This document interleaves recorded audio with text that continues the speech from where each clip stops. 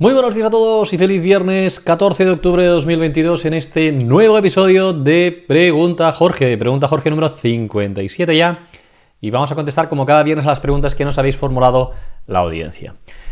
Bien, pues como siempre espero y deseo que hayáis pasado una feliz semana con este festivo del miércoles que tuvimos y pues hemos tenido muchísimas preguntas. Vamos a recolectar un poco algunas de ellas para dar respuesta a lo que nos habéis preguntado. No sin antes comentaros que tenemos un servicio, el tema de Capmany Premium, en el que tenéis un abogado que responde a las dudas que tengáis en un plazo máximo de 24 horas sobre derecho laboral y seguridad social, y que además tenéis otros beneficios como vídeos en directo exclusivos, como una comunidad muy grande, como descuentos en el caso que tengáis que tener algún tipo de procedimiento. Así que muy interesante para todos vosotros, os lo dejo en los detalles de este vídeo. Capmany Premium, hazte Premium. Bien, dicho esto, como siempre vamos a ver ahora las preguntas que nos habéis formulado. Os recuerdo que las podéis hacer por vídeo, esta pregunta, que os podéis grabar y hacerla, y tenéis más información en los detalles de este vídeo. Y ahora ya sí, entramos con estas preguntas que nos habéis hecho por vídeo, que en esta semana tenemos dos. Y la primera pregunta es de Cristina, así que antes de entrar con el vídeo de Cristina, si os gusta este tipo de vídeos, os pido que le deis al like, que os suscribáis al canal si aún no sois suscriptores y que le deis a la campana para que de esta forma os notifique el YouTube siempre los vídeos que vamos publicando. Y ahora ya sí, vamos con Cristina, dentro vídeo. Hola Jorge, me llamo Cristina y la pregunta es la siguiente. En enero, a primeros de enero, haré un año que estaré de baja. Y la pregunta es, ¿puedo pedir hora a la Seguridad Social para arreglar lo del pago directo o tengo que hacerlo por internet? Muchas gracias. Bien, muy buenos días, ¿qué tal?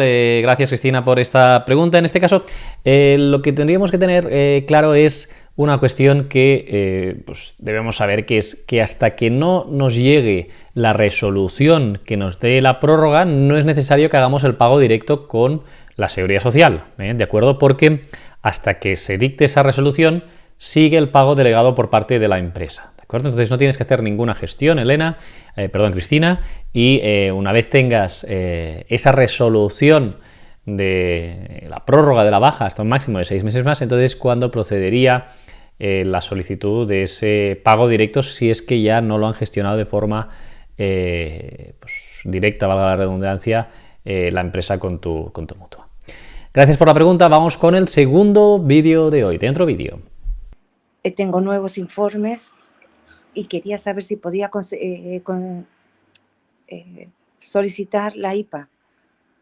He enviado toda mi documentación aquí en Madrid, la lleva tu compañera Salud, pero tenía 30 días donde uno puede hacer la reclamación, y esto me llegó el día 8 de septiembre, y yo no sé si los 30 días son hábiles o son días corrientes normales.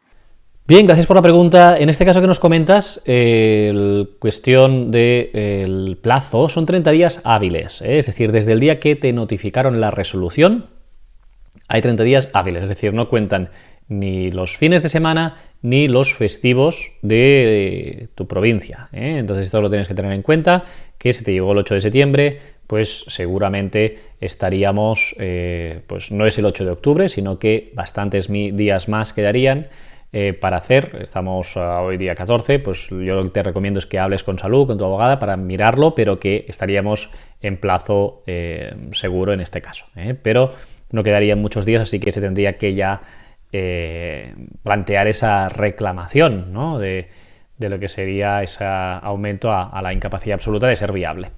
Gracias por la pregunta. Vamos con otro vídeo. Nos pregunta en este caso Susana, dentro vídeo. Hola Jorge, estoy cobrando una permanente total y acabo de solicitar la ayuda a mayores de 55 años. Lo que cobro por la total son 530 euros. ¿Son compatibles estas dos, la pensión con la ayuda? Y quería preguntarte también si paso de total a absoluta, ¿podría seguir cobrando la ayuda de mayores de 55 o no son compatibles? Gracias. Bien, gracias por la pregunta, Susana. Te van a reconocer el subsidio para mayores de 52 años solo si has cotizado el tiempo suficiente para jubilarte después de la incapacidad permanente total. Es decir, que debes haber cotizado 15 años desde que te reconocieron la total. Si no has cotizado 15 años, en este caso no te concederían el subsidio para mayores de 52 años. Te llegará denegado si no has cotizado 15 años o más desde el reconocimiento de esa incapacidad permanente total y serían compatibles solo en ese caso en el que pues, hubieras cotizado más de 15 años. Gracias, Susana, por la pregunta. Y ahora ya sí vamos con preguntas de tipo texto que nos habéis hecho por las redes sociales. Empezamos con preguntas sobre mutuas. Nos pregunta Dolores Aguilar.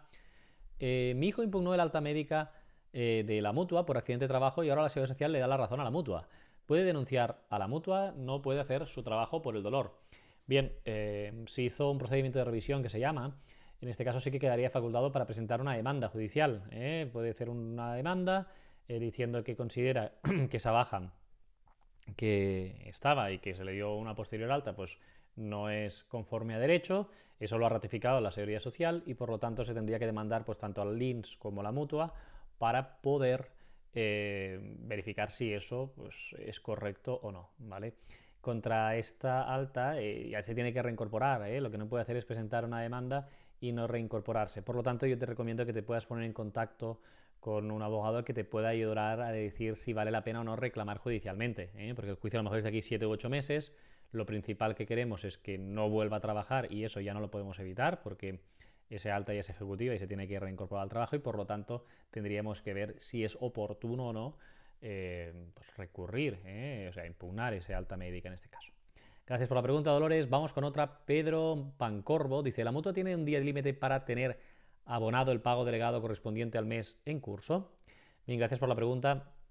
En este caso te refieres al pago directo, en este caso, porque el pago delegado es el que se hace mediante la empresa. Entonces hemos de tener en cuenta que el pago se efectúa siempre el último día del mes, es decir, el último día del mes es cuando se hace el pago. Lo que pasa es que suele tardar 1, 2, 3 días en llegar a la cuenta de la persona que está de baja médica, ¿no? Por lo tanto, siempre el último día de baja de ese mes en curso y se cobra unos días más tarde, 1, 2 o 3 días más tarde. Lo que dice la ley es que se paga el último día de mes y por lo tanto no hay un plazo específico para las mutuas para que hagan ese pago directo. Lo que sí que puede demorarse si tú has solicitado el pago directo a una mutua, que pueda demorarse la concesión, el reconocimiento y que entonces te paguen atrasos, ¿vale? En el primer pago, pero lo habitual es que sea en el último día del mes. Gracias por la pregunta, Pedro. Vamos a otras preguntas relacionadas con ayudas y subsidios. Nos pregunta Keikun10 si he pasado por un cáncer de mama y a los 18 meses de baja me han dado el alta. Ahora estoy cobrando el subsidio para mayores de 52 y pido la baja por lumbalgia crónica y me dicen que no tengo carencia. El subsidio de 52 no cotiza para la carencia. Bien, gracias por la pregunta. Y efectivamente no cotiza para la carencia genérica, para lo que es una baja, solo cotiza a los efectos de incapacidad permanente y de jubilación. Pero para lo que sería una prestación de incapacidad temporal, de una baja médica, no estaría cotizando y por lo tanto, si es por enfermedad común, esa lumbalgia, que es así, es necesario haber cotizado 180 días en los últimos 5 años y si no hay esa cotización efectiva, pues lamentablemente no podrías solicitar esa incapacidad temporal. Seguramente hay algún otro requisito y demás que tendríamos que ver el motivo, pero quizá no es tanto por eso, sino porque no se está en una situación a lo mejor de alta y demás, pero bueno, lo tendríamos que ver en concreto. Gracias por la pregunta. Vamos con otra. Marina Vargas dice, me han retirado el ingreso mínimo vital y encima tengo que devolver el que me han dado ahora. No cobro ninguna ayuda. ¿Qué puedo hacer? Tengo una enfermedad degenerativa severa, invalidante, Charcot-Marie-Tooth. No me han dado ningún resultado positivo los juicios que he tenido de incapacidad. Bien, gracias por la pregunta, Marina. Lo primero es valorar cuáles son los motivos de que te hayan retirado ese ingreso mínimo vital. Seguramente sea porque en la unidad familiar se superan esos ingresos que son necesarios para poder cobrarlo. Entonces ahí poco se puede hacer. Si ya no puedes cobrar el ingreso mínimo vital, que es la última prestación que hay, porque en la familia hay ingresos, es difícil que podamos cambiar esa situación. Y por lo tanto, si no hay una minoración de ingresos que permita solicitar el ingreso mínimo vital, lamentablemente poco más podremos hacer ahí. Se abre otra posibilidad que es el tema de la incapacidad permanente. Has comentado ahí que ha habido otros procedimientos que has tenido que han salido mal, que no han concedido la incapacidad. Yo lo que te diría es que vuelvas a valorarlo, que tengas informes de neurología para que podamos ver cómo está esa enfermedad y a lo mejor lo que se da en un día ahora sí que puede ser viable. Entonces tendríamos que explorar esa opción si hay una patología invalidante, porque lo que serían los subsidios y como el ingreso mínimo vital o una prestación no contributiva por invalidez, etcétera, pues quedaría bastante descartado, seguramente por lo que te digo de que en los ingresos familiares superan el límite establecido para el cobro de un tipo de prestación. Gracias por la pregunta, Marina, y muchos ánimos. Vamos con otra. Nos pregunta Carolina Cuellar. Dice, ¿un derrame cerebral es considerado enfermedad común o accidente no laboral? Bien, pues es muy oportuna la pregunta porque en la gran mayoría de situaciones será una enfermedad común, ¿de acuerdo? Cuando hay una enfermedad preexistente que nos condiciona a tener ese pues, derrame cerebral, ¿no? Normalmente es porque a lo mejor tenemos alguna malformación, etcétera, ¿no? Pero se puede considerar como accidente no laboral siempre y cuando haya una acción o un agente externo y violento que ha incidido sobre el resultado. Es decir, si a lo mejor ese derrame cerebral es porque tenemos un traumatismo cráneoencefálico, porque tenemos un accidente de tráfico, por ejemplo, imaginemos, y hay un accidente de tráfico, y eso nos provoca un derrame cerebral, ¿no?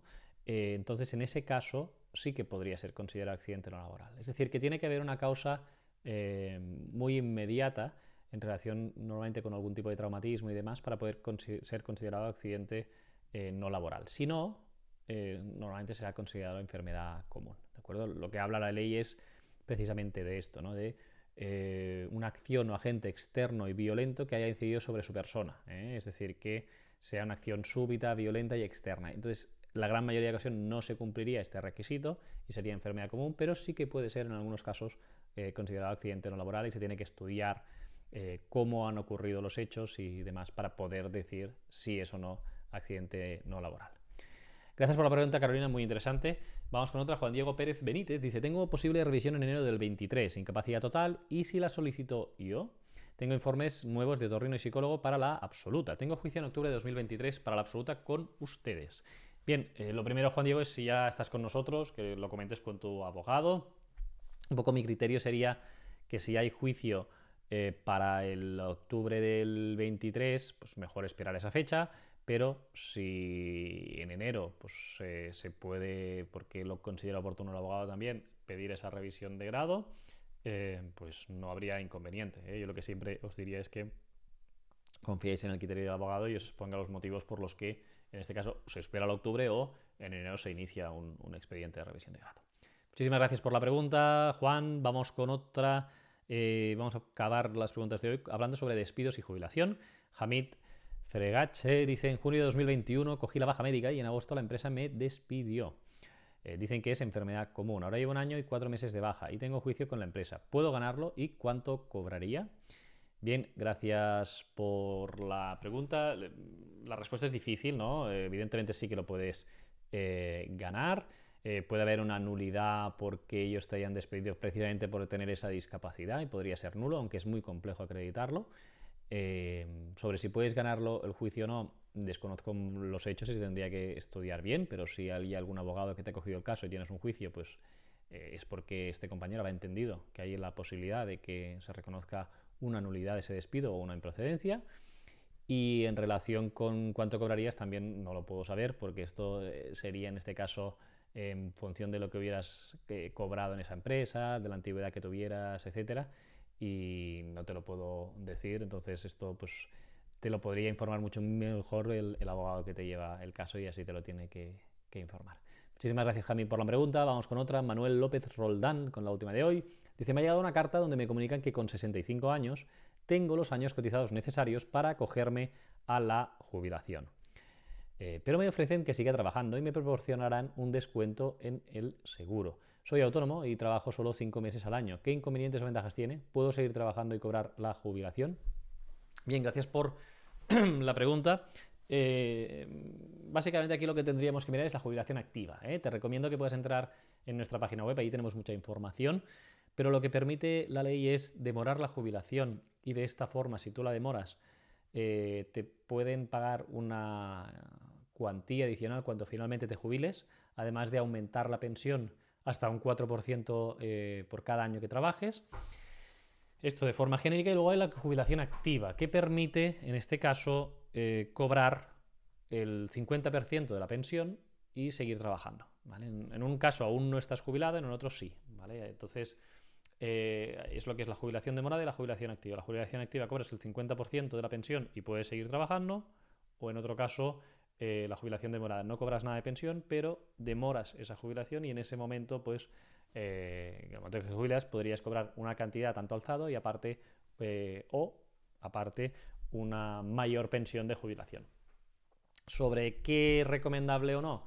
Yo lo que te recomendaría es que hicieras un estudio de jubilación, ¿eh? Tenemos un servicio en nuestra página web, si entras, que lo puedes contratar, que es un servicio de jubilación en el que os decimos cuándo es mejor jubilaros, qué opciones tenéis, etcétera, y lo vemos con detalle, Manuel, porque en tu caso pues tendríamos que ver otras variables, cuánto tiempo has cotizado, qué has cotizado, el plan que dices, ¿no? Teniendo en relación que vas a trabajar solo 5 meses al año, pues bueno, todo eso te tiene que ponerse en relación, ¿no? Y tener en cuenta para tomar una decisión informada, como hacen muchísimas personas que están pendientes de jubilación. Así que es un tema súper interesante. Muchísimas gracias por la pregunta y aquí lo dejamos. Como siempre, nos despedimos con los agradecimientos. En este caso tenemos a Ana Bebé que dice muchas gracias por su respuesta, a Salva Martínez que dice grandes y a Marilu que dice, como siempre, información concreta, bien estructurada. Muchísimas gracias a todos vosotros por estar aquí una semana más y si has llegado hasta aquí, muchísimas gracias. Te deseo que pases un feliz fin de semana y nos vemos la semana que viene ya con nuevos vídeos y con directo, que esta semana no tuvimos el directo porque era festivo, el 12 de octubre, y el miércoles que viene sí que ya tendremos directo, así que os espero a todos. Muchísimas gracias y que paséis, como decía, un feliz fin de semana.